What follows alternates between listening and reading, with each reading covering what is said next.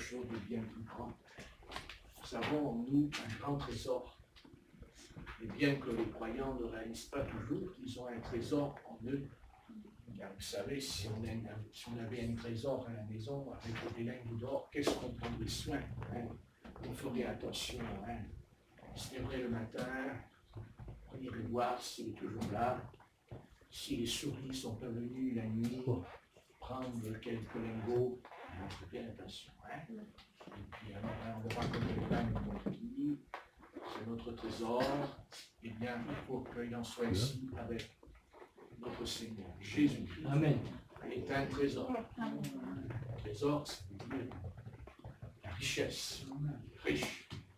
Et le Seigneur est riche, et comme le dit, il s'est fait pauvre pour vous enrichir. Il s'est fait pauvre pour vous enrichir spirituellement, mais aussi il peut nous donner des biens matériels.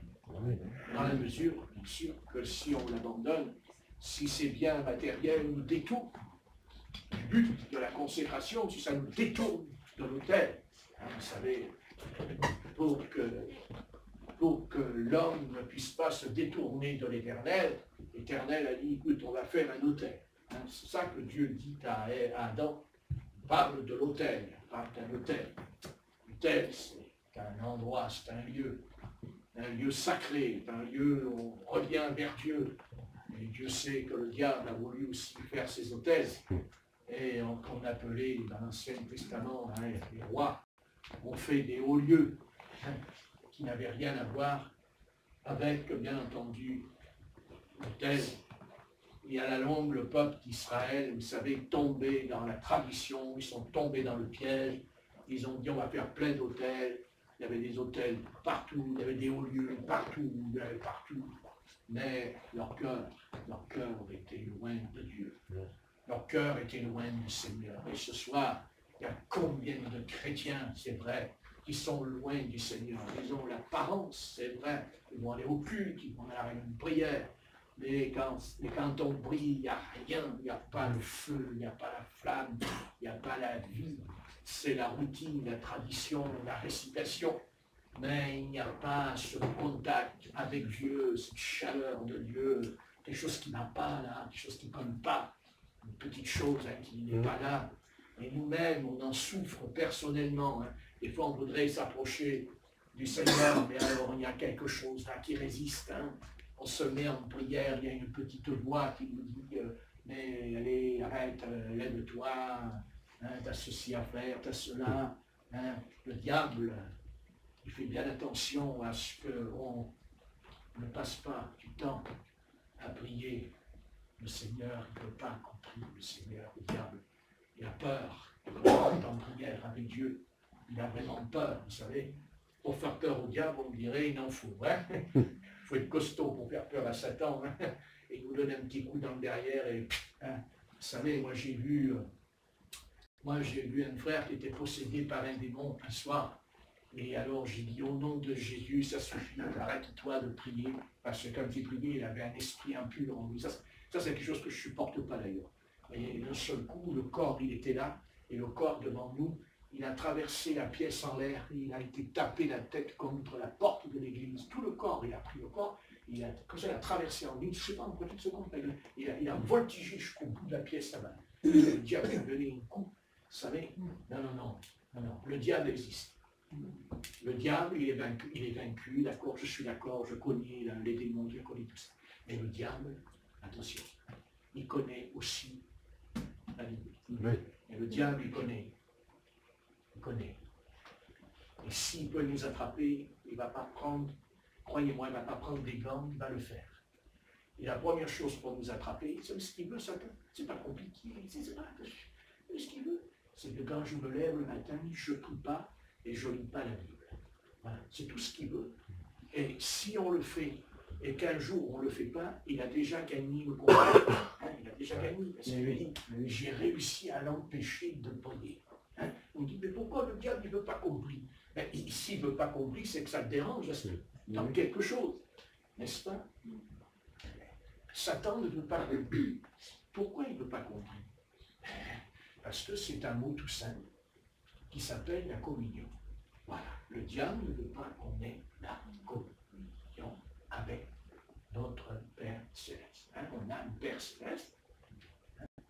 savez, nous avons un Père céleste. Et nous sommes ses enfants. Et excusez-moi, à quoi ça sert d'être un enfant de Dieu si je ne connais pas mon Père céleste, si je ne connais pas son nom, je ne connais pas qui il est, et on ne peut connaître que notre Père céleste au travers du Christ. Parce qu'il est le Fils de Dieu et qu'il est le Verbe sorti du sein. On ne peut pas, mais si on vient à Jésus, on vient vers Jésus, on n'a pas besoin de faire des études, on n'a pas besoin de faculté de théologie. Mais qu'est-ce que c'est toute cette salade? Mais arrêtez 2 secondes. Mais qu'est-ce que c'est cette salade? Mais, écoutez, avec toutes les facultés de théologie, alors il y a longtemps que l'humanité pourrait être sauvée. Non? Ah ben alors, elle va être sauvée l'humanité. Mais comment ça se fait qu'il y a autant de facultés de théologie? Mais là, pourquoi il y a autant de cinéma? Pourquoi il y a autant de discothèques? Pourquoi il y a autant de boîtes de nuit? Je vais vous dire pourquoi. Mais parce que les boîtes de nuit, les discothèques, le monde est vaincu quand le peuple du Seigneur commence à prier. Pourquoi? Parce que le diable, c'est quelqu'un qui veut nous endormir. Il faut dormir, vous me direz. Mais spirituellement, on ne doit jamais dormir. Moi, si j'entends un pasteur, un prédicateur qui me dit que de temps en temps, on peut quand même se relâcher, se laisser aller, vous comprenez, on est dans un autre âge, je ne sais plus comme avant, alors on se laisse un petit peu aller. Quand un pasteur, il a avec lui un groupe de jeunes filles chrétiennes converties, et alors il dit aux jeunes filles, venez cet après-midi, après la réunion d'évangélisation, et il dit, allez, venez, nous allons aller à la plage. Vous n'avez pas connu ça, mais moi j'ai connu ça. Allons à la plage. Et moi, quand je sortais dehors, le pasteur, il me disait, alors, allez, tu viens avec nous. Ah, je dis, non, je ne viens pas. Regarde, pourquoi tu ne viens pas? Mais de toute façon, tu ne fais que des histoires, qu'il y a un problème. Je dis, le problème? Je dis, c'est vous qui avez un problème. Je dis, vous, c'est un problème. Elle me dit, pourquoi j'ai un problème? Il dit, vous allez emmener des jeunes filles de 12, 13 ans, 14 ans, 16 ans, 18 ans, vous allez les emmener à la plage. Mais à la plage, vous faites quoi, vous? Vous restez avec votre costume de pasteur, vous allez sur la plage, et puis là, vous vous promenez avec la Bible sous le bras, et puis quand vous marchez sur la plage, comme ça, il y a les femmes là qui ont les seins en l'air, et vous leur dites, je suis un prédicateur de l'évangile. Et les saints, il dit, ben, regarde-les bien, les saints. Tu vois, prédicateur, je vais te prêcher la parole. Vous rigolez, mais c'est la réalité. Parce que cet été, il y en a combien qui vont mener les jeunes filles à la plage? Et les jeunes petites sœurs qui arrivent à la plage avec aussi les petits frères de leur âge, le pasteur, il enlève sa chemise, il enlève le pantalon, il enlève tout, avec son petit bikini, là. Et puis, là, devant les belles petites jeunes filles chrétiennes, croyez-moi, mes amis, ils peuvent dire tout ce qu'ils veulent, ils peuvent raconter tout ce qu'ils veulent. Mais je ne souhaite pas, jamais, je vais être à leur place. Parce que vous voyez, il y a une chose que vous devez savoir. Les âmes sont perdues, elles sont punies par le jugement éternel, mais faites-moi confiance dans ce domaine. Là, on ne peut pas confiance dans ce que je vais vous dire ce soir. Croyez-moi que le jugement sera pire. Parce que si eux, ils veulent aller montrer leur corps devant les ténèbres, parce que quand on se déshabille sur la plage, il y a les ténèbres, il y a les démons qui nous regardent. Les démons, ils nous regardent. Alors vous voyez, l'adversaire, il dit, ah ben c'est ça la sainteté, elle est belle la sainteté. Et après, le lendemain, on va à la réunion, on va dans le temple, on fait des prières, on prie le Seigneur. Mais vous savez, le jeune homme qui a 16 ans, 14 ans, quand il voit la petite sœur assise à côté de lui, quand il la regarde, est-ce que vous pensez qu'il la regarde normalement? Il ne peut pas faire autrement. Et au moment où il se met en prière, le diable, il vient dans sa mémoire et lui dit, tu as vu, elle était jolie, la petite, hein? Tu as vu un peu les jambes qu'elle avait et tout cela. Et le petit frère, il dit, non, Satan, arrière de moi. Mais le diable, il lui dit, mais tu crois que je vais m'en aller? L'image, elle est rentrée dans ta tête, hein? La vision, elle est dans ta tête, hein? Tu ne peux pas faire autrement. Et puis quand tu pataugeais dans l'eau, tu faisais le sous-marin, tu allais au fond de l'eau pour bien voir les jambes, hein, comme ça tu les voyais bien les jambes. La petite sœur, elle ne voyait pas ce que tu faisais, mais toi tu nageais en dessous et tu regardais. Hein, et comme vous rigolez, mais c'est pas rigolo du tout, c'est vachement grave. Et vous voyez, Et après, il n'y a pas que ça, il y a la mondanité, il y a la richesse, il y a tout. Et comment voulez-vous que le Christ puisse rentrer dans une église, dans un état pitoyable? Le Christ, il n'est pas dans l'église ce soir, il est à la porte de l'église, le Christ. Quand il parle à la dernière église, la dernière, c'est-à-dire la nôtre, dans l'Apocalypse au chapitre 3, il nous est parlé d'une église, il y a un nom, parce qu'il y a plusieurs églises, hein. Il y a Laodicée, il y a Philadelphie, il y a tout ça. Mais en attendant, le Christ, il va dire quelque chose à cette église. Il lui dit, tu es riche. Ah, ça, pour être riche, tu es riche. Hein? Et tu dis que tu vois. Parce qu'aujourd'hui, les gars, ils voient. Hein? Ils voient que le Christ revient, il vous explique le retour de Jésus et tout. Mais vous pouvez parler tant que vous voulez. Si dans notre vie privée, si quand on entre dans sa chambre, on n'a pas un contact avec lui, parce que vous savez, je veux dire la vérité. Si on a un contact avec Dieu, on ne sera plus le même. Amen. On sera changé et on sera transformé. Mais vous n'en faites pas. Vous n'allez pas attendre 1 mois, 3 mois, 4 mois, 10 ans, 20 ans pour être un homme spirituel. Dès l'instant, en une fraction de seconde, vous avez un contact avec le Christ et là, après, vous êtes changé. Mais attention, ce n'est pas parce qu'on a eu un contact que c'est fini. Parce que si c'était fini avec un contact, bien sûr, ce serait formidable.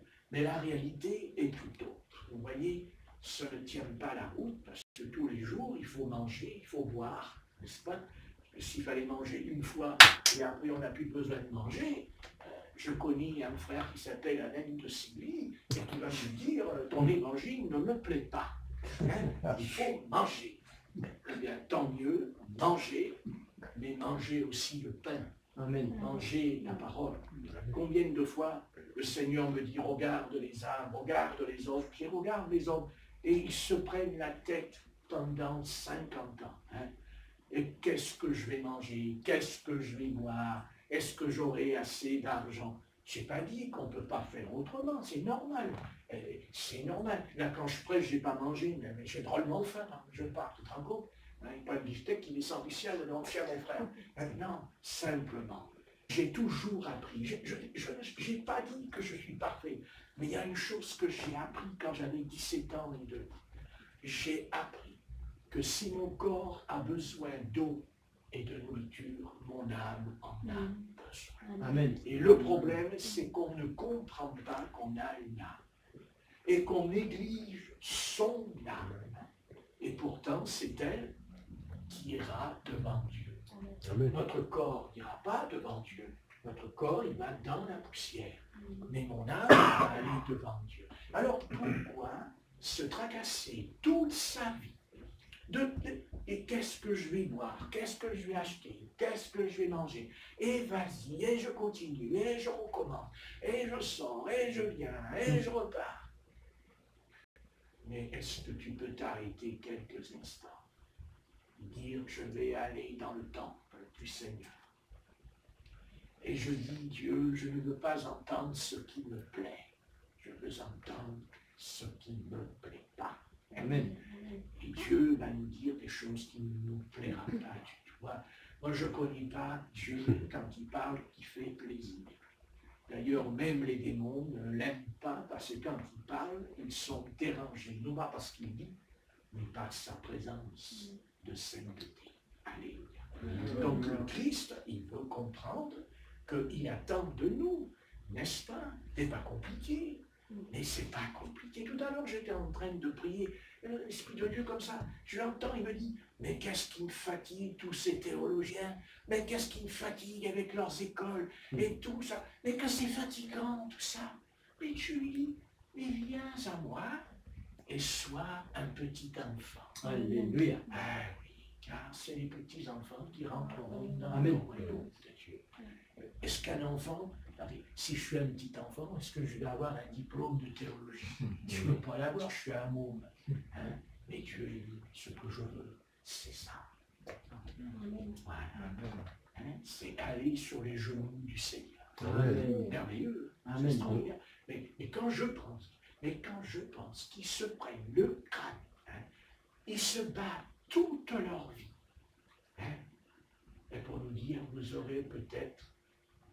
vous n'aurez même pas la retraite un jour. Mais Dieu soit loué. Le Seigneur, il prendra soin de notre retraite. Alléluia. Il pourvoira. Vous savez, quand je pense à tout ce qui se passe dans le monde, à la famine, aux maladies, on envoie des grands camions remplis de sacs de blé. Et quand je lis l'Évangile et que Jésus, il a devant lui 5000 personnes, 5000 personnes, vous vous rendez compte, hein? Le Seigneur, il ne dit pas, allez à ses disciples, allez, amenez les gros camions, allez, non. Et il dit, asseyez-vous sur l'herbe. Et les gens se sont assis sur l'herbe. Le Seigneur, il dit, écoutez, qu'est-ce qu'il vous reste là à manger? Et on a du pain et on a des poissons. Voilà, c'est tout. Il n'y a pas de tourne d'eau. Voilà, on a que du pain et des poissons. Voilà. Et le Seigneur lui a dit à ses disciples, et vous vous rendez compte ce qu'il leur a dit? Il leur a dit, donnez-leur à manger. Oh. Ils ont dit, mais Seigneur, il est trop tard. Vous voyez, ça, c'est l'esprit humain. Et les magasins sont fermés. Et Seigneur, avec tout. Le Seigneur, il a dit non. Il leur a dit, quand il a fini de multiplier les pains, il leur a dit, comprenez-vous ce que je vous ai fait? Est-ce que vous avez compris? Il leur dit, combien de corbeilles il vous reste? Il leur a dit. Et alors là, le Seigneur, il va leur parler d'autre chose. Parce que d'un côté, il va nourrir le corps, et à ses disciples, il va leur dire, méfiez-vous du levain des pharisiens, quand il fait la multiplication des pains. C'est pas vrai? Vous voyez le sens du Christ. Le sens du Christ. Et c'est pour ça que dans le texte, au chapitre 5 de Matthieu, je voulais simplement dire une chose qui est en rapport avec mon discours. C'est que dans Matthieu chapitre 5, le Christ va monter sur une montagne et il va enseigner, n'est-ce pas, qu'on appelle la montagne des béatitudes. Et le Seigneur, dans Matthieu 5, et verset 1, nous allons le lire, il nous dit ceci.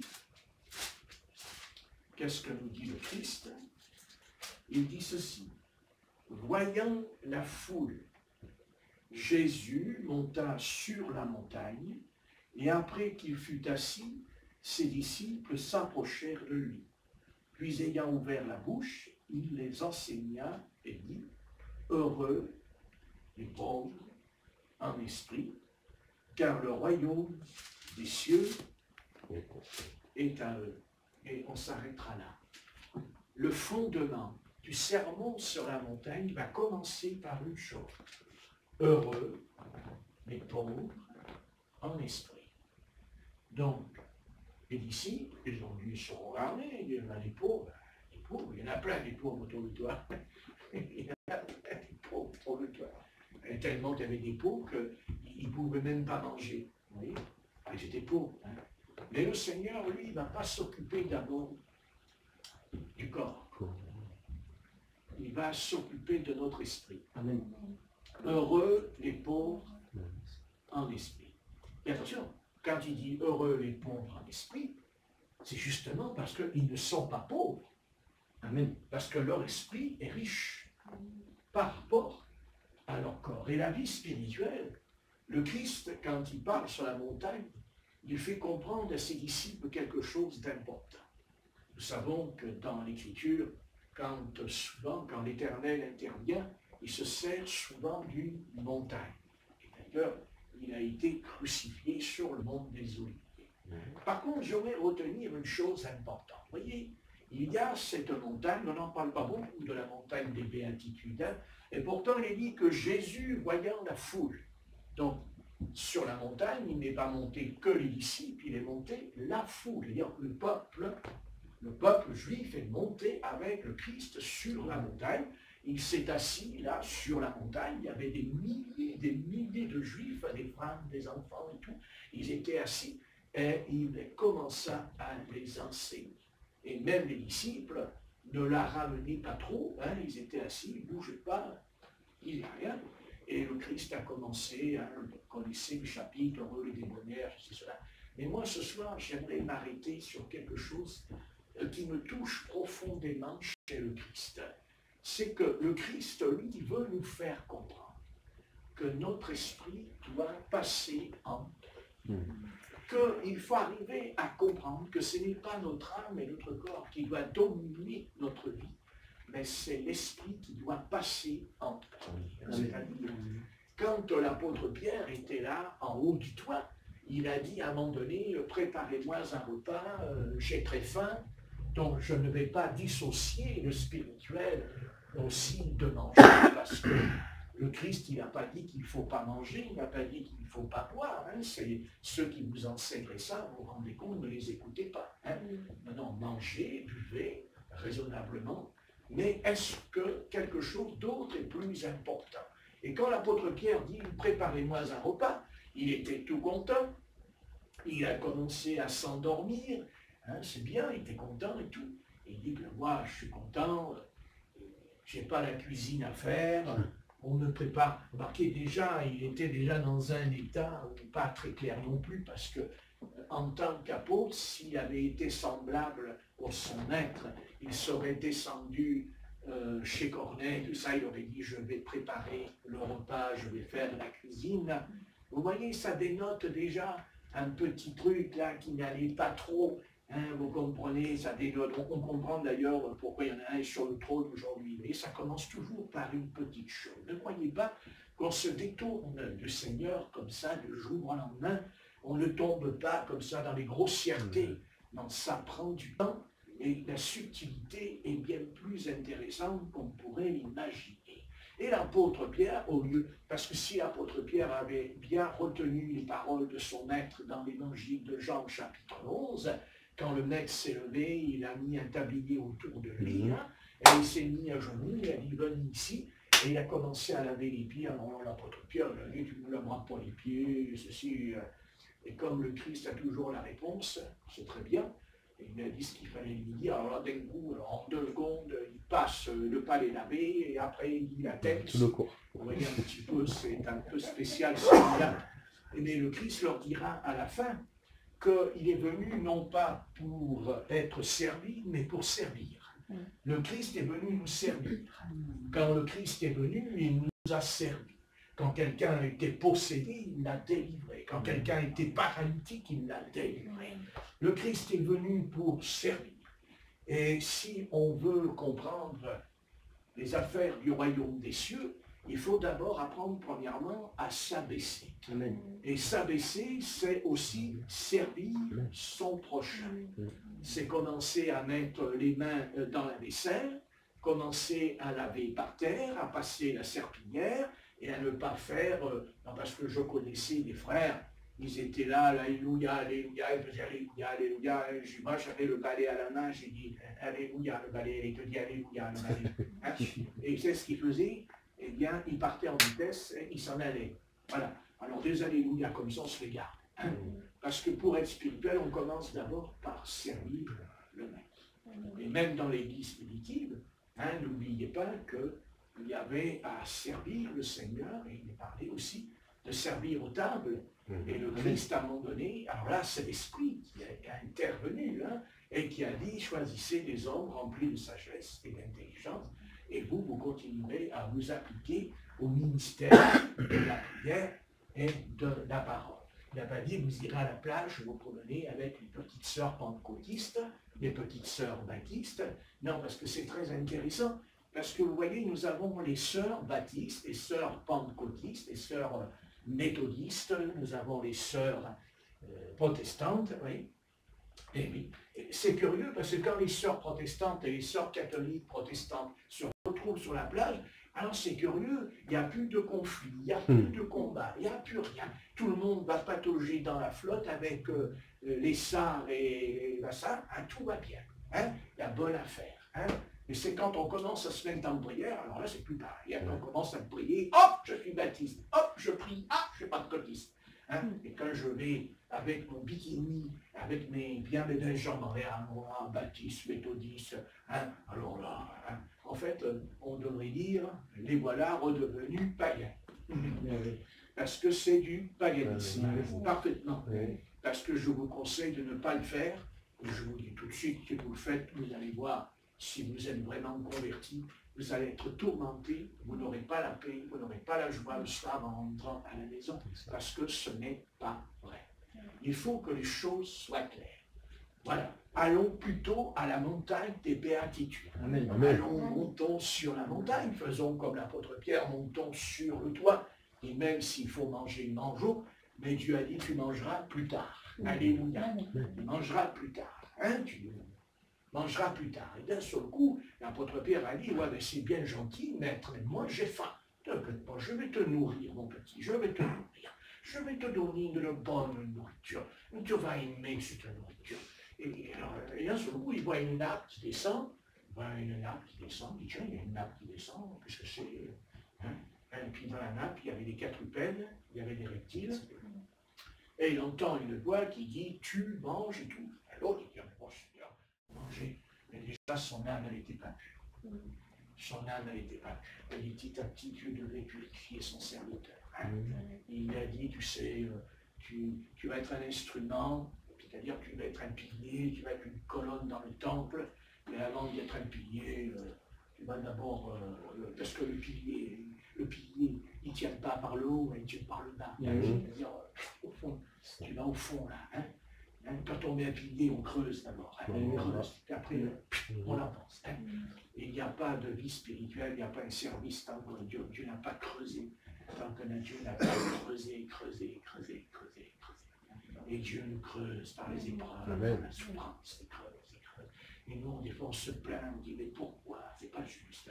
Et Dieu dit, tu ne comprends pas que je suis en train de te former, que je suis en train de te préparer. Et tu ne vois pas que si je creuse, c'est parce que le jour où l'adversaire viendra, tu ne tomberas pas. Parce que c'est profond. Alléluia. Parce qu'il y aura des racines. Amen. Et c'est pour ça qu'il y a beaucoup de croyants qui n'aiment pas que le Seigneur les creuse. Alors qu'est-ce qu'ils font? Ils s'en vont. Ils s'en vont, et même s'ils viennent dans l'église, vous savez, il n'y a pas pire qu'un chrétien qui vient à l'église. Vous savez, il est bien habillé, il a une belle voiture, tout le monde lui dit bonjour, on lui serre la main, il est bien vu. Méfiez-vous quand vous êtes bien vu quand même. Non, mais faites attention quand vous êtes bien vu. Quand vous êtes bien vu par un pasteur, c'est pas bon pour vous. C'est pour ça que je ne vous caresse jamais. Vous avez remarqué que je ne vous caresse jamais. Parce que le jour où je vous caresse, ça voudra dire que ce n'est pas très bon pour vous. Vous voyez? Il vaut mieux que je vous tire un petit peu les oreilles. Comme ça, vous dites, bon, merci Seigneur, il me tire les oreilles, c'est très bien. Amen. C'est très bien. Non, c'est pas très bien. Bon. Là, je parle pour quelqu'un que je connais. Donc, il faut ici bien comprendre une chose. Il ne faut pas que ça soit superficiel. Il ne faut pas ça. Et pour que ce ne soit pas superficiel, il faut d'abord comprendre heureux. Heureux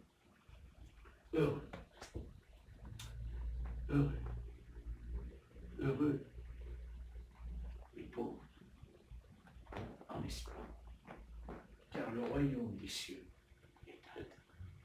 Quand je parle de cette pauvreté, je ne parle pas de la pauvreté matérielle du porte-monnaie.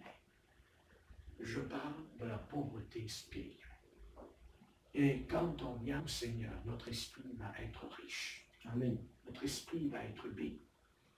Et c'est comme ça qu'on entrera dans le royaume du Seigneur. Il n'y a pas d'autre fondement. Vous savez, il dit heureux les pauvres en esprit, car le royaume des cieux est à eux. Mais plus loin, il ira plus loin parce qu'il dira aussi ceux qui ont le cœur pur. Vous voyez, ceux qui ont le cœur pur. Voilà, c'est ça qui est important. Et l'apôtre Pierre, eh bien, le Seigneur est venu, lui a parlé, et il a dit ce qu'il avait à lui. Et le Seigneur a bâti une église, parce qu'il faudrait un petit peu revenir à la réalité, c'est que le Christ, il a quand même dit à l'apôtre Pierre, dans Matthieu 18, il a dit, tu bâtiras mon église, tu vas bâtir l'église. Et ça nous échappe aujourd'hui, l'église. On n'est pas trop tracassé par l'église aujourd'hui. Et pourtant, Le Seigneur veut une église. Une église qui soit semblable à lui. Amen. Le Seigneur veut une église. Qui ne soit pas composée que de juifs comme dans l'Ancien Testament, mais composée de grecs, de juifs, d'italiens, d'espagnols. Amen. C'est merveilleux. C'est ça. Et c'est énorme. C'est énorme. C'est énorme. C'est énorme. C'est énorme. Amen. C'est énorme. Voilà. Et une fois que l'église est bâtie, parce que si on bâtit une maison pour qu'elle reste vide, ça ne sert pas à grand chose. On bâtit une maison pour habiter dedans. Ah oui, bien sûr. Bâtit une maison pour habiter dedans. Voilà. Alors on habite dans la maison de Dieu, hein, mais il faut faire attention, parce que si l'église, elle dort, ça n'ira pas. Il faut que l'église se réveille. Parce que quand l'église, elle dort, il y a un mot qui va ressortir. C'est que quand l'église, elle dort, ça s'appelle le déclin. Ça s'appelle le déclin. Vous savez ce que c'est que le déclin, hein? C'est quand le soir, il tombe, il ne fait pas nuit, il ne fait pas jour, hein? C'est entre les deux. Et il y a le soleil, au loin, qui se couche. Et pourquoi? Parce qu'il y a la nuit qui vient. C'est-à-dire, on va dormir. Et l'église, elle n'est pas réveillée quand il y a de la lumière. L'église, elle est réveillée dans la nuit. C'est tout le contraire. Amen. Et nous savons que la nuit vient sur le monde. Hein? C'est-à-dire les ténèbres viennent sur le monde. Et on dit, ah, c'est terrible, il y a l'antichrist qui vient, il y a les ténèbres. C'est vrai. C'est vrai. Il y a les ténèbres. C'est vrai. Mais il y a aussi la lumière. Il y a la lumière. Mais la lumière, elle ne peut pas prier si je dors. Non. La lumière, il faut l'allumer. Et si c'est la lumière, si la lumière est en feu, il faut l'entretenir, il faut mettre du bois dans le feu. Alors écoutez, on ne va pas tourner en rond pendant des années, parce que Dieu n'a pas de temps à perdre. Parce que si Dieu voit qu'on ne veut pas se mettre en règle avec lui, si Dieu voit qu'on ne veut pas comprendre, on ne veut pas, Dieu, vous savez, ça va être très simple. Il attend que notre heure vienne, et il nous emmène, et il prendra une autre génération qui sera disponible, disposée à obéir au Seigneur. Et obéir à Dieu, ce n'est pas compliqué. Hein? D'abord, vous ne pouvez pas obéir à Dieu si vous n'avez pas de communion avec lui. N'essayez pas de dire je vais obéir sans avoir la communion. On a d'abord la communion avec le Seigneur. Amen. Amen. Qu'on a envie ou quand on n'a pas envie. Justement, c'est quand on n'a pas envie. C'est là, justement, Amen. que la présence de Dieu, elle est dans notre champ. Amen.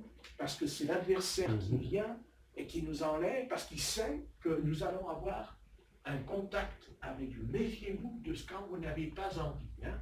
Faites bien gaffe parce que quand vous n'avez pas envie, c'est justement là qu'il y a une bénédiction qui va descendre sur vous. C'est certain. Parce que l'autre, il le sait que Dieu va vous bénir. Il le sait ce que Dieu va faire avec vous. Et le diable, il envoie les ténèbres dans l'air. Et vous savez, quand il y a les ténèbres, qu'est-ce qu'on fait quand il y a les ténèbres? On se fait salir. Hein, on se fait salir. Hein? C'est les vacances. Hein? C'est le pique-nique. Hein, c'est salir. Hein, c'est salir. Et justement, plus il fera nuit, et plus l'Église brillera de lumière et de justice. Plus l'Église, vous voyez, plus il y aura les ténèbres et plus il y aura la lumière. Et la lumière, elle est en nous. Mais seulement si on n'allume pas, l'interrupteur, il n'y aura pas de lumière. Mais il ne faut pas dire qu'il n'y a pas de lumière.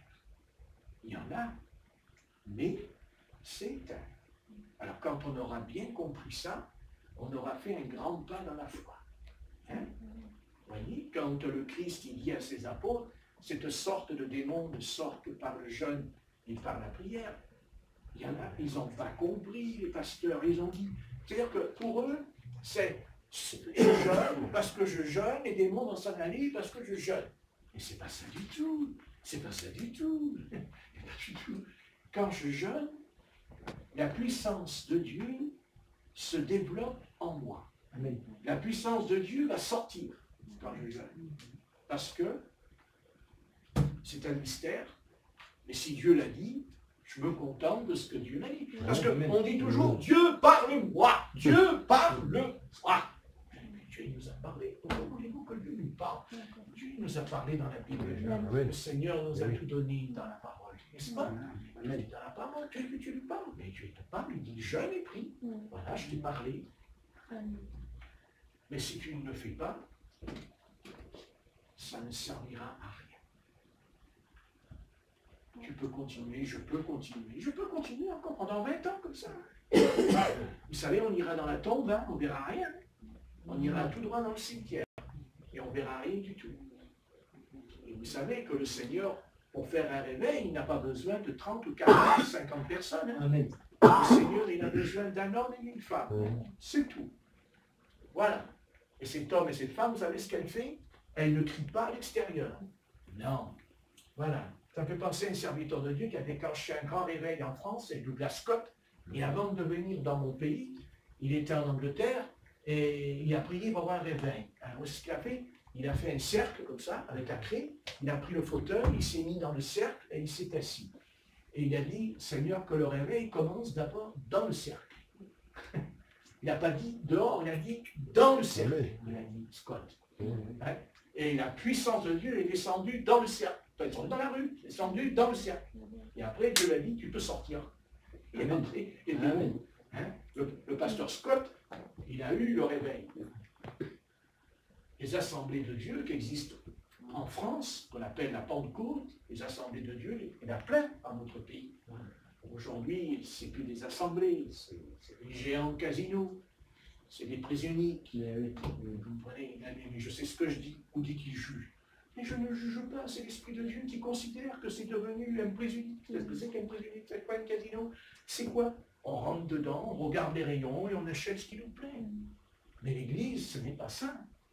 L'Église de Christ, c'est d'abord un esprit de prière. Parce que la prière, c'est d'abord un esprit, c'est un état. La prière, quand vous commencez à prier, vous n'allez plus vous arrêter. Vous allez faire tout le contraire. Et quand vous arrêtez de prier, alors ce sera le contraire, c'est la chair qui reprendra le dessus. C'est l'un ou l'autre. C'est un choix. Voilà, on est libre, on peut dire. Voilà. Donc on dit, ah mais le pasteur Scott, il a eu le réveil. Ah, le pasteur Scott, on dit, ah William Branham, il a eu le réveil. Oui, d'accord. Et William Branham, il avait le réveil, mais William Branham, avant de prêcher la Bible, avant de monter sur l'estrade, il priait 4 heures par jour. J'ai essayé de prier 4 heures. Non, mais essayez pour voir ce qui va se passer. Non, mais essayez. Alors, vous ne dites pas William Branham. Alors, vous voyez quoi, William Branham? C'est un ange, peut-être. C'est un ange. C'est quoi, William Branham? C'est un chérubin? Ouais, il n'a pas du tout. Vous voyez, ce qu'on n'arrive pas à comprendre dans ce pays, l'Église ne comprend pas, mais c'est la France qui ne comprend pas. C'est l'esprit de culture qui est en nous. Mais nous n'aurons jamais les deux en même temps. C'est pas la peine. Ça ne sert à rien. On ira dans la tombe et on ne verra pas la gloire de Dieu. C'est un choix. Quand le Christ il dit, toi, suis-moi, ça veut tout dire. Peut-être qu'aujourd'hui, on ne sait pas ce que ça veut dire, toi, suis-moi. Et suivre le Seigneur, ça coûte cher. Et ça coûte très cher. Pas votre porte-monnaie, je ne parle pas de votre porte-monnaie. Ça vous coûtera très cher, physiquement, mentalement et spirituellement. Parce qu'il faudra avoir, parce qu'on va apprendre à avoir une volonté de faire dans le domaine spirituel. Et on n'a pas de volonté de faire. C'est pas vrai. C'est pas vrai. Alors, on récolte ce qu'on a semé. On a ce qu'on a semé. Et si, comme Douglas Scott, comme William Branham, comme Allen, comme Osborne, comme Billy Graham, si tous ces hommes ont vu la gloire de Dieu quand ils étaient sur la terre, puisqu'ils sont maintenant partis dans la gloire de Dieu, il ne reste plus que nous maintenant, pas que nous, il ne reste plus que nous. Je me pose la question, qu'est-ce qu'on va faire? on va faire quoi? On va faire un peu comme... on va faire comme les Israélites dans le désert, quand le Seigneur leur a dit d'entrer dans le pays de Canaan, et puis ils n'ont pas voulu. Mais qu'est-ce qui leur est arrivé quand ils n'ont pas voulu? Et pourtant, ils ont pleuré. Hein? Ils ont pleuré, ils ont pleuré quand ils ont été vers Moïse, ils ont dit non, non, on veut entrer. Et Moïse leur a dit non, non, n'y allez pas, vous allez mourir. Il a dit non, non, non, non, non, on va y aller, non, non, on va y aller, on va y aller. Et ils y ont été, ils sont tous morts. Ils sont revenus massacrés. Parce que c'était trop tard. Parce qu'ils avaient désobéi. Parce que quand Dieu leur avait dit il faut y aller, il fallait y aller. Donc, il faut y aller, mais pas comme ça. Il faut d'abord commencer à prendre sa montre et à dire, à partir de demain, je vais prier pendant 1 heure. Tous les jours, je vais prier le Seigneur pendant 1 heure. Quoi qu'il y aura dans ma vie, quoi qui viendra dans ma chambre, quoi qui viendra dans ma tête, non, je vais prier. Et le diable, là, vous savez, il vient le diable, là, il dit, n'écoute pas ce qu'il te dit, hein. Ah, n'écoutez pas ce que dit cet homme. Je vous en supplie. Parce que je vais vous persécuter. Hein. Attention, je vais vous faire mal hein, si vous faites ça. Ah ben justement, si tu vas nous faire mal, c'est qu'il y a une raison. C'est qu'il y a une raison, c'est qu'il y a quelque chose qui ne va pas. Il y a un truc là. Hein? Alors soit on continue, Dieu il ne va pas nous meurtrir, il ne va pas nous frapper. Dieu, non, non, non. Vous savez, Dieu c'est un être très patient. Mais quand il voit qu'on ne veut pas, vous savez ce qu'il fait, Dieu? Il nous laisse. Voilà. Et puis un jour, eh bien, là, à quelle heure il faut partir. Le problème, c'est qu'il ne faudra pas arriver là-haut et le regretter. Je ne parle pas du salut, le regretter. Ah, vous dites, nous, on n'est pas des pasteurs, on n'est pas des serviteurs de Dieu. Et qu'est-ce qu'on nous chante là? Sur la montagne, le Seigneur, il enseigne qui? Il enseigne qui? Que les disciples? Non, il enseigne. Il enseigne. D'accord. Très bien. Donc ils ont eu part à l'enseignement du Christ. Amen. Oui ou non? Amen. Donc ce que Dieu a dit là sur la montagne, il ne le dit pas qu'au pasteur, il le dit à vous, à moi, à tout le monde. Après, chacun fait son choix.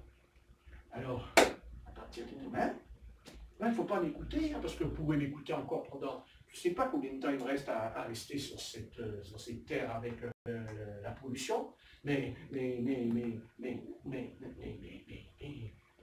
vous pouvez continuer, vous dire oui, je suis bien, mais on s'en fout, demain, nous, on continue. Hein. Qu'est-ce qu'il nous barbe avec sa prédication, ses prières, machin. On l'aime bien, le Patrick, quand vous connaissez, il revient là-dessus, les années. Mais moi, vous savez, moi, je ne serai pas votre juge. Hein. Le juge, c'est pas moi. Hein. Amen. C'est Dieu qui nous jugera, pas moi. Moi, je ne juge jamais. C'est Dieu qui nous jugera. Et il nous jugera, bien sûr qu'il nous jugera, bien sûr. Il nous jugera à notre degré de compréhension, bien sûr. Mais je pense qu'on a très bien compris. Amen. On a très bien compris. Et la deuxième chose qu'on doit comprendre, c'est que quand on fait ça, on n'a rien à perdre, mais on a tout à gagner. Amen. C'est ça surtout. On a tout à gagner, parce que, vous voyez, il y a des maladies qui partiront, il y a des souffrances qui partiront. Parce que vous savez, quand on a un contact avec Dieu, quand on est en prière avec le Seigneur, hein, quand l'Esprit descend, il nous visite. Et quand Dieu nous visite, il enlève tout. Hein. Amen. Parce que vous croyez que quand Dieu il descend, il dit « Ah, je descends, mais tu sais, oui, mais je te laisserai encore être torturé encore. » Eh bien, dis donc, c'est un drôle de Dieu que j'ai.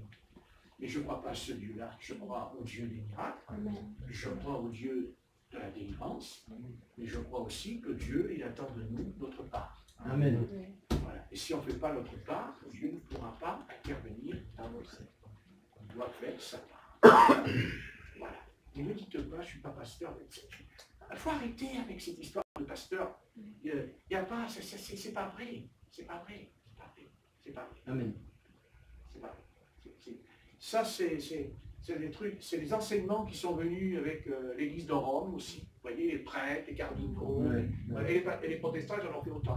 Parce que les protestants, ils ont fait pareil. Ils ont fait pareil. C'est normal, c'est sa fille. Donc, ils ont fait pareil. Mais ici, il faut arrêter peut-être ce truc, moi, je ne suis pas pasteur. Non, écoutez. n'importe qui ici est capable de fermer les yeux et de rester en prière. Amen. Ça n'a rien à voir avec un diplôme de théologie, d'aller à l'école de théologie ou en faculté. Ça n'a aucun rapport, ce n'est pas vrai. Le plus petit croyant, s'il se met en prière, il peut déclencher un réveil dans une nation. C'est ça qu'on n'arrive pas à comprendre ou à accepter. Il n'y a pas ici les œuvres des Nicolaïques. Il n'y a pas ici de classe. Pas du tout. Moi, je suis comme vous. Je suis votre frère comme vous. Amen. Et si moi, je ne le fais pas, je serai comme vous, je serai vide. Ouais, c'est tout. Alors, commencez à le faire. Dites demain ou ce soir, je vais mettre en prière pendant 1 heure. Je dis pourquoi pendant 1 heure? Mais combien d'heures on passe dans notre vie? Hein? Combien d'heures on fait dans la journée? Enfin, mais est-ce qu'on est malade? Et est-ce qu'il y a en nous une maladie grave? C'est-à-dire qu'on est capable de gesticuler dans tous les sens. On est capable de se... Comment? On est capable de se déplacer, d'aller à gauche, d'aller à droite, d'aller partout. Et quand on parle de prier, on ne sait pas pourquoi on n'y arrive pas. Pas pourquoi. Et au contraire, c'est quand on ne prie pas qu'on est malade. Et c'est quand on prie qu'on n'est plus malade. Amen. Parce que Dieu considère quelqu'un qui prie qu'il n'est plus malade. C'est tout le contraire. Parce que son psychisme va être purifié. C'est pour ça qu'il dit heureux, heureux, heureux, heureux. C'est psychique. Vous comprenez? Si vous priez, vous allez être transformé. On dit, ah Dieu, transforme-moi. Ah, comment voulez-vous que Dieu nous transforme si on ne prie pas? Sur quel critère on va être transformé si on ne prie pas? Je n'ai pas dit que la prière fait tout. Mais si on ne le fait pas, je ne vois pas comment on peut être transformé. Non. Non. Allez-y, n'ayez pas peur. Mais vous aurez de l'opposition, j'en suis certain. Ah bon, j'en suis certain. Ah ouais. J'aurai même quelqu'un peut-être qui vous frappera la porte pendant que vous le faites. Vous entendrez la porte, tapera contre la porte pendant que vous priez. Pas demain. Hein? Comment? Pas demain. Ah ouais, ah ouais. Non mais c'est vrai. Ah ouais. C'est pas pourquoi, mais pas pourquoi. Pas pourquoi. Tu as le portable à côté de toi, le portable il sonne pas, tu te mets en prière, je sais pas pourquoi, le portable il sonne, Oui, comme 5-10 minutes. exactement. Le portable il sonne. D'accord. C'est vrai ou pas, non? Oui. C'est pour ça qu'il faut mettre un silence. On ne sait pas pourquoi. On ne sait pas pourquoi le portable il sonne. Il n'y a pas que le portable, hein. Et on ne sait pas pourquoi on a envie de se lever. Hein. On prie, bien sûr, on peut se lever. Hein. Et aussi on éprouve le besoin de manger aussi. Ah oui. On a envie de manger d'un coup. Oui. C'est pas vrai? Si, on a mangé. On ouvre le frigo, on le regarde, on regarde le frigo. Quand il n'y a plus rien, on dit il n'y a plus rien. Il n'y a plus rien. Mais ça n'arrête pas l'appétit pour autant. Au contraire, ça l'amplifie. Mais vous dites, mais qu'est-ce qu'il raconte? Je vous dis, c'est vrai. Et parce que nous sommes dans un pays qui s'appelle l'Occident. Et en Occident, on ne veut pas entendre parler de ces choses dans l'Église. En Occident, du moment que vous avez un travail, que vous payez vos impôts, que vous mettez la dîme, l'offrande, que vous venez au culte, vous venez à la réunion de prière, voilà, vous asseyez, il n'y a pas de problème. Vous êtes, on va dire, vous êtes entré dans le moule. Vous êtes dans le moule. Voilà. Et l'adversaire, je dis l'adversaire, mais l'adversaire, vous savez où il se tient l'adversaire? Il ne se tient pas là. L'adversaire ne se tient pas là. L'adversaire, il se tient là-bas, devant la porte. Là, à la porte. On ne le voit pas, mais il est à la porte. Alors, hein? Hein? Il est à la porte. Oui. Mais non, mais c'est vrai. Il est à la porte. Hein? Il est à la porte. Ah oui, il est à la porte. Alors, hein? Et même si vous priez beaucoup, c'est là encore plus qu'il y aura l'adversaire à la porte. Et il viendra vers vous et il dira, ah dis donc, oh qu'est-ce que tu pries bien? Oh la prière que tu as fait. Oh mais tu pries bien. Hein? Alors,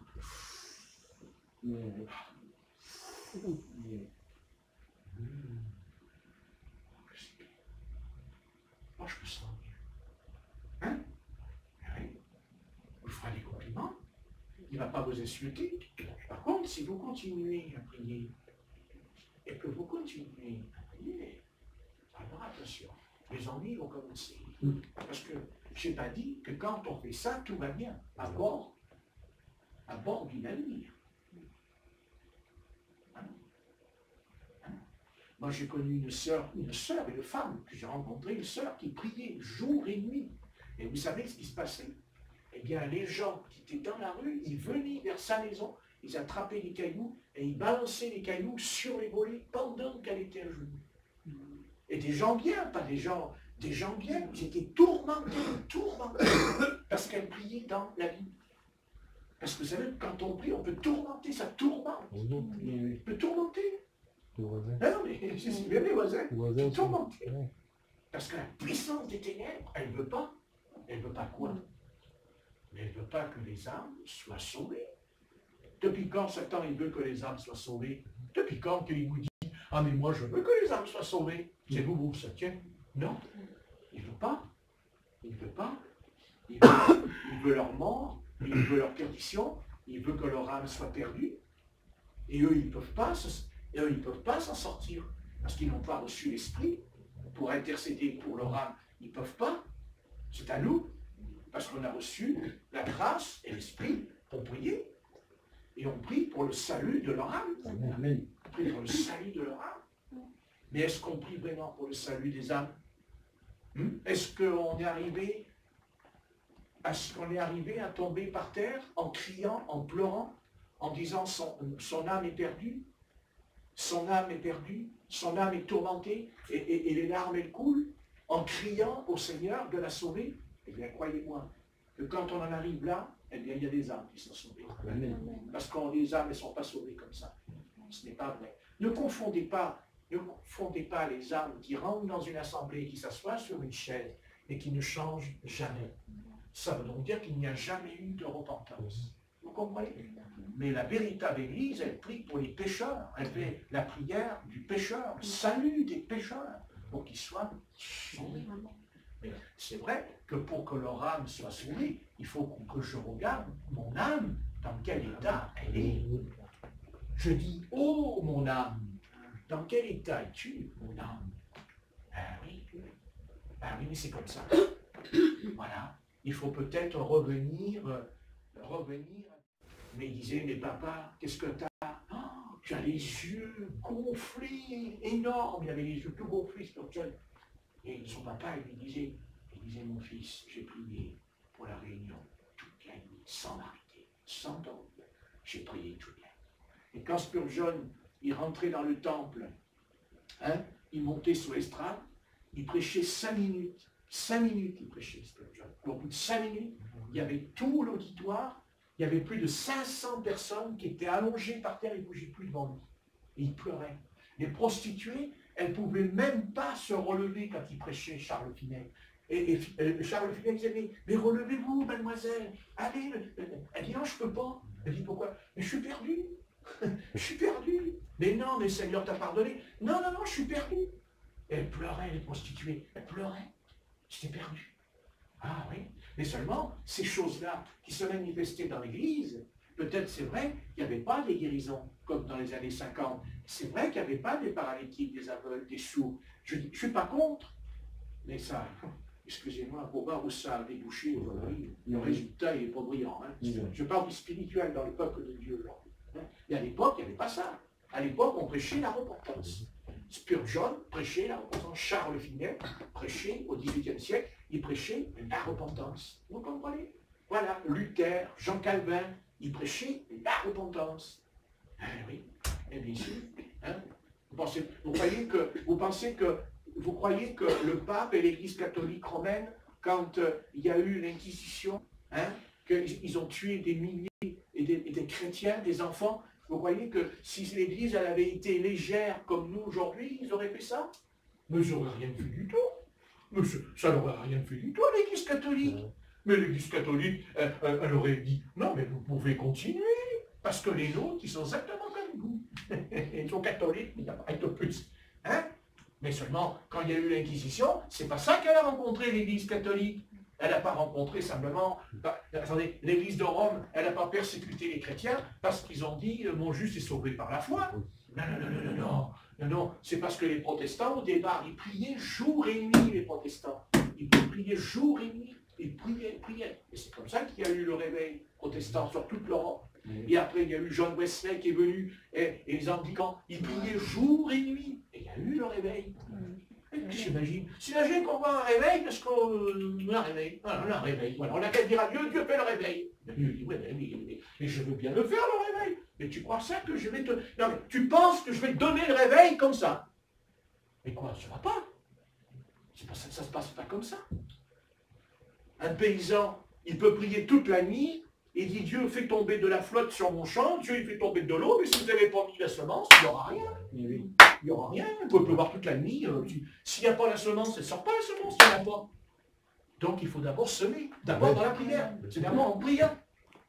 Et une fois qu'on a bien semé dans la prière, alors après on peut même aller dans la rue et les gens ils vont nous écouter, ils vont être touchés. Quand Scott était sur la Canebière en 1939, il était avec un frère. À l'époque, à Pentecôte, il prêchait sur la Canebière. Il prêchait en haut de la Canebière, le pasteur Scott.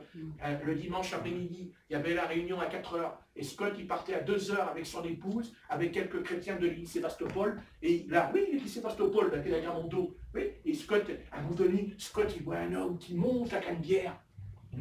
Alors Scott, il prend le frère dans ses bras et dit, t'as vu, là, t'as vu le monsieur qui monte la Canebière? Et il dit, oh là, il a un ulcère à l'estomac. Il est trop bien, lui. Il a un ulcère à l'estomac.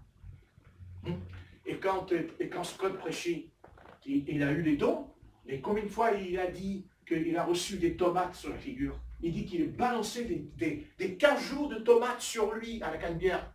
Hein? C'est bien beau de dire Sébastopol, La Rose, Cléder, c'est facile de dire ça. Et ce qu'on ne vous dit pas, lui, il n'allait pas à la plage avec les petites sœurs. Ah non. Ah, il était dans la sanctification, il marchait dans la sainteté. Amen. Amen. Ah, voilà. Ah. Hein? Ben oui.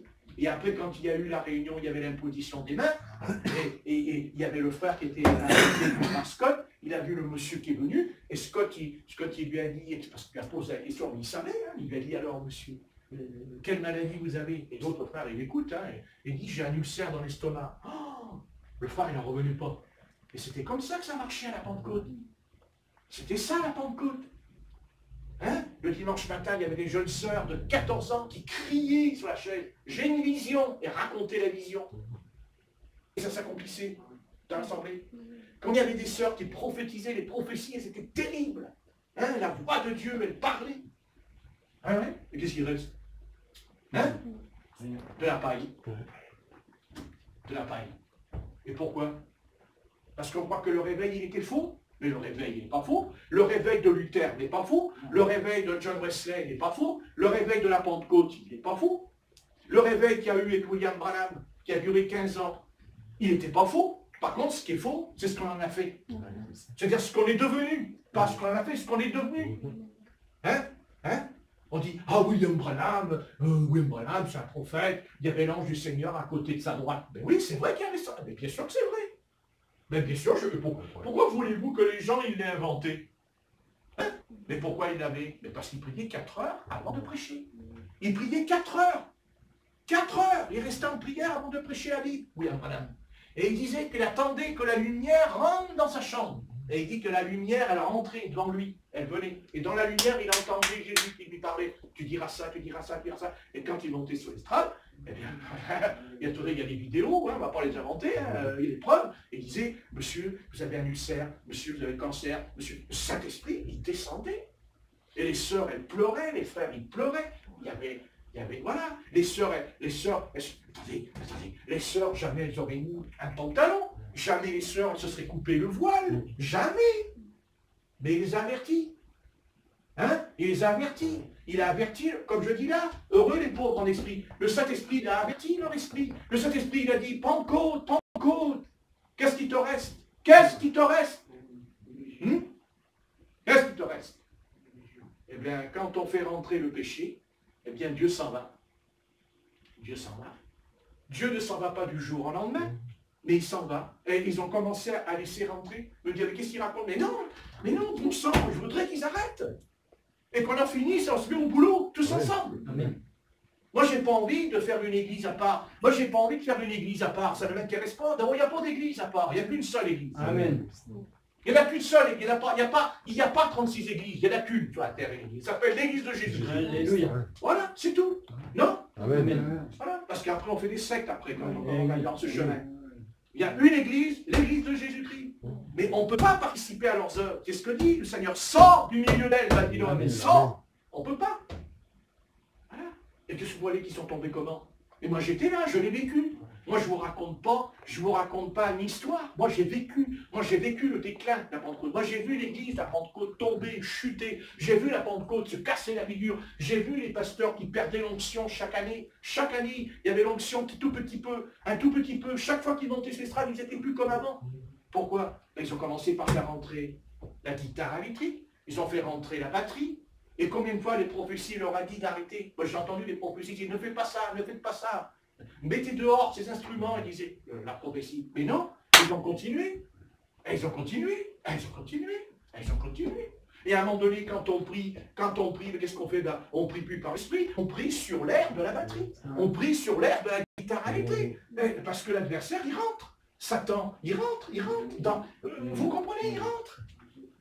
Et à un moment donné, les prophéties s'arrêtent, les parler en langue s'arrêtent, les guérisons s'arrêtent, la repentance s'arrête, parce qu'il n'y a plus de repentance.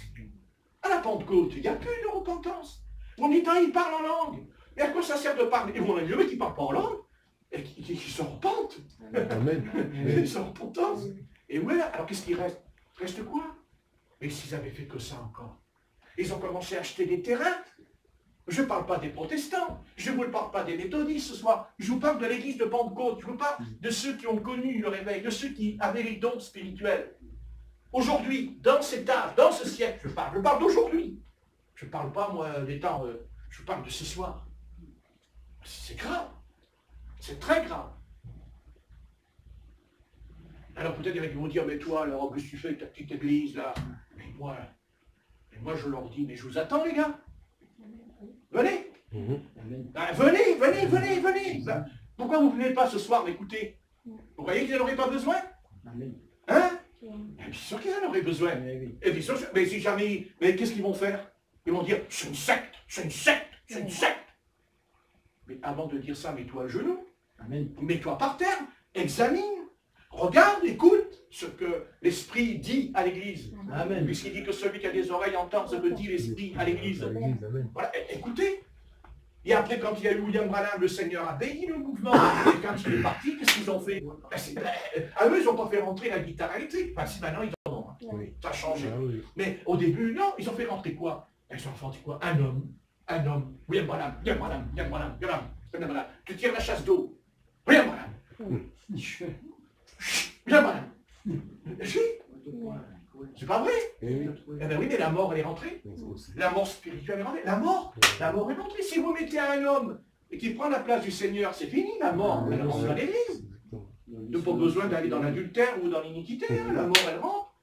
Parce que Paul l'a dit. Qui est Paul? Qui est Cépha? Qui est... Les serviteurs par lesquels vous avez cru. Mais ça s'arrête là. Et pourquoi? Parce qu'on voit que Satan... À chaque fois qu'il y a un réveil, il va venir apporter le déclin. Vous comprenez? À chaque fois, quand il voit le réveil, il ne peut rien faire quand il y a le réveil. Ben, il ne peut rien faire. Il ne peut pas. Parce que Dieu aussi récompense ceux qui cherchent sa face. Amen. Le Seigneur récompense, il donne des récompenses. Il dit, il a cherché ma face, c'est normal. Alors on va chercher la face de Dieu, il n'y a rien. Dieu, il dit, c'est pas juste. Puisque c'est moi qui a dit, cherchez, vous trouverez, frappez, vous trouverez, demandez, vous recevrez. Donc Dieu il tient sa promesse quand on l'a remplie, la promesse. Mais si après on ne veille pas, si on ne fait pas attention, si on ne veille pas, qu'est-ce qui se passe? Eh bien, on fait comme Haïr. On fait comme Haïr. Hein? Quand vous pensez que Haïr est tombé pour une histoire de manteau et d'alingot, c'est un peu léger comme histoire. Hein? Et quand vous pensez que c'est même pas tout Israël qui a fait ça, c'est simplement Akan qui a fait ça. Un homme qui a désobéi à la parole, la mort est venue sur Israël quand ils sont partis à la bataille, au combat. Ben, c'est tout, c'est compliqué. Donc pour vous, ce n'est pas votre cas, ça ne vous concerne pas, mais je je vous explique des choses. Peut-être c'est ça l'esprit aussi du réveil, de comprendre. Peut-être que nous, ce sera autre chose. On se laisse aller. On n'est pas convaincu. Mais vous vous trompez. Parce que n'oubliez jamais la phrase du Seigneur. 2 ou 3 réunis en mon nom, je suis au milieu d'eux. N'oubliez jamais ça. Moi quand je chante, je chante, vous avez vu? Mais parce que moi, ça me fait rien qu'il y en ait 2 ou 3. Il n'y en aurait que 2, je chanterais quand même. Alléluia. Je chanterai quand même. Parce que moi, je ne chante pas. Moi, je suis convaincu que le Seigneur est là. Dès que je me mets là, moi, quand je vais à la réunion, je dis, le Seigneur, c'est la réunion, c'est ma réunion, c'est la réunion, c'est la réunion. Voilà, moi, je voilà. Là, il dit, c'est vachement long. C'est la réunion, c'est la réunion. C'est la réunion. Hein? Parce que quand on rentre à la maison, on ne fait plus la réunion. On fait autre chose. Et c'est bien triste. Parce que pendant ce temps-là, il y a des âmes, elles sont perdues. Et les âmes continuent dans leur chemin et voilà, elles sont perdues. Alors, essayons de faire un petit effort. Un petit effort. Amen. Vous savez, on a du boulot. Hein. Bon, on n'a pas besoin de demander, le grand réveil de la foule. Hein. Arrivons déjà à mener les nôtres. Hein.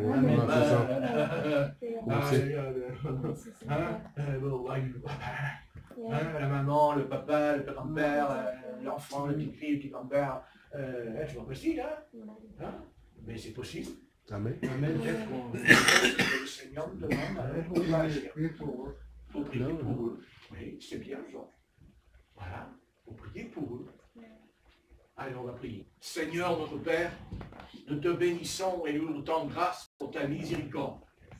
De temps en temps, tu permets ces choses parce que tu veux nous éclairer.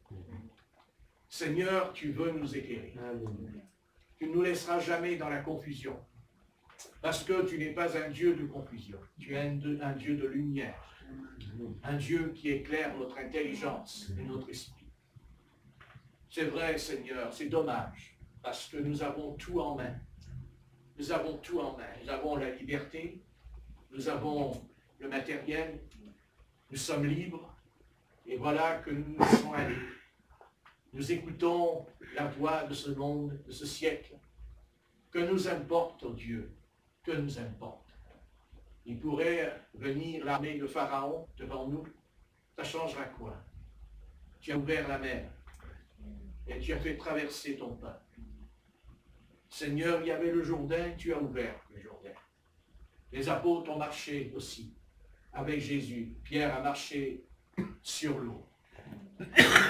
Il y a toujours une solution quand on prie. Amen. Il y a toujours une solution quand on jeûne. Amen. Et la tristesse, le drame de notre âme, c'est que nous le savons. Mais nous ne changeons pas. Nous continuons. Nous nous laissons aller, entraîner par le courant de ce siècle. Mais tout peut changer, à condition de le vouloir. Amen. Ça peut changer à partir de ce soir, pas demain. Parce que demain ne t'appartient pas. Parce que tu ne sais pas ce qu'il y aura demain. Et tu ne sais pas non plus ce qu'il y aura tout à l'heure. Mais en tout cas, préparons notre âme. Et là, dans une disposition de comprendre et de saisir que Seigneur, toi tu pries jour et nuit là-haut pour nous. Que tu intercèdes dans le ciel sans cesse pour nous, afin que nous ne puissions pas tomber et sombrer dans la crédulité et dans le doute. Alors tu attends de nous maintenant que nous puissions nous aussi passer du temps avec toi. Passer du temps dans la prière, dans la consécration, de prier, de jeûner, de chercher ta face, de se mettre à genoux là, à tes pieds. Après tout, bien c'est vrai, ça fait mal. Et toi, tu n'as pas eu mal sur la croix? Tu n'as pas crié sur la croix? Tu n'as pas hurlé sur la croix de Golgotha? Afin que notre âme soit sauvée éternellement? Seigneur, je comprends et je conçois. Je sais très bien le genre de christianisme qui s'est glissé dans les cœurs. Je sais ce qui s'est passé, mais je crains que ça continue. Mais peut-être que ton esprit a l'intention de changer les donnes et que tu es capable de renverser et de faire tomber les murailles parce que tu es un Dieu qui détruit les murailles et qui rebâtit sur des ruines. Alléluia. Et je te remercie pour chacun de nous, afin qu'en rentrant dans notre maison, dans notre demeure, nous ne puissions jamais oublier que si nous n'avons pas un moment de prière, un moment de lecture de la Bible, que si on ne passe pas un moment avec Dieu, non pas tous les 2 jours, non pas tous les 3 jours, ou peut-être qu'une fois par semaine, c'est tous les jours qu'on doit chercher ta face et ta présence. C'est tous les jours. Et que ça plaît ou que ça ne plaît pas, j'enseignerai la vérité à tous les hommes et à toutes les femmes de la génération. Que c'est à genoux que ça se passe. C'est à genoux que se règlent les affaires. Parce qu'il n'y a pas d'autre chemin, il n'y a pas d'autre voie. Nous pouvons remuer le ciel et la terre. Nous pouvons remuer, ruminer, et encore, et encore. Ça ne sert à rien. Parce que tu nous attends. À ce que nous allions à tes pieds. Amen. Afin de nous abaisser, de nous humilier, afin de te demander le secours de ta grâce et de ta miséricorde, afin que la faiblesse de la chair soit crucifiée en nous, et qu'enfin nous soyons spirituels, non pas quelques minutes, non pas un jour ou 2 jours, mais constamment, afin que nous soyons équilibrés et constants dans nos voies, dans nos paroles, dans ce que nous faisons, dans ce que nous disons, et non pas de temps en temps, quand ça nous prend, quand on en a envie. Apprends-nous aussi à éliminer les choses du monde, à mettre dehors, à jeter dehors ce qui ne vient pas de toi, ce qui ne provient pas du royaume des cieux. Alors, c'est à ce prix seulement que nous goûterons le ciel, que nous goûterons la patrie céleste, non pas quand on mourra, mais maintenant, ce soir, en cet instant, car tu veux répandre ta gloire, non pas quand j'irai dans le ciel, mais maintenant, dans ma vie, dans ta vie, chaque jour, à chaque heure, le Seigneur est avec nous et nous accompagne dans tous les domaines et il ne nous abandonnera jamais. Je te remets mes frères et mes sœurs des autres églises. Je te remets tout cela. C'est un vrai problème, oh Dieu. C'est un vrai problème. C'est vraiment terrible. Mais je sais que tu peux changer les donnes. Et que tu es capable de bouleverser et que tu peux chambouler toutes choses, à condition que tu trouves des hommes, des femmes, qui soient capables de se tenir devant ta face et d'intercéder envers ton Église, parce que c'est ton Église, Seigneur. Elle t'appartient, elle est à toi. Amen. On n'a rien à faire, que ce soit des baptistes, des pentecôtistes, des méthodistes, des protestants. Ça ne fait rien, ça ne sert à rien. Ce qui compte, c'est d'être un enfant de Dieu. C'est d'être né d'eau et d'esprit, et d'avoir reçu la grâce du Seigneur dans son cœur, et de marcher dans ses voies, et de lui obéir à chaque instant de notre vie. Ramène-nous dans nos maisons, dans nos foyers. Nous te prions pour ceux qui ne sont pas là, pour des raisons que toi seul tu connais, car toi seul tu connais les esprits. Toi tu sais s'ils mentent et s'ils disent la vérité. Toi tu sais ce qui se passe. Mais je te prie de les aider, afin de ne pas reculer, de ne pas rétrograder, mais de s'approcher de toi, afin de faire la paix par Jésus-Christ. De trouver la paix par Jésus. Car je doute fort qu'un chrétien qui a connu ta grâce peut avoir la paix en lui. Ce n'est pas vrai. On n'a pas la paix. On n'a pas la joie. C'est faux. C'est un mensonge pur de l'adversaire. Le seul endroit où on a la paix, c'est quand on marche avec toi. On n'est pas parfait, c'est vrai. Mais on te suit à chaque instant. Et nous voulons permettre à ton esprit de réveiller, Seigneur, puisqu'il y a un réveil dans la société de France, puisqu'il y a un bouleversement dans ce pays, qu'il en soit ainsi pour l'Église. Au nom de Jésus-Christ, un bouleversement dans l'Église, une remise en question, tout cela, toutes ces séparations, toutes ces histoires, toutes ces querelles de doctrine, de credo, de dogme, tout cela, on veut l'envoyer à la poubelle. Et venir pleinement au plein évangile de la grâce et de la miséricorde, afin de conduire le pécheur au pied de la croix. Alléluia. Dieu Tout-Puissant. Gloire à ton nom. Gloire à ton nom. Dieu Tout-Puissant, quand mon cœur considère tout l'univers créé par ton amour, le ciel d'azur, les éclairs, ton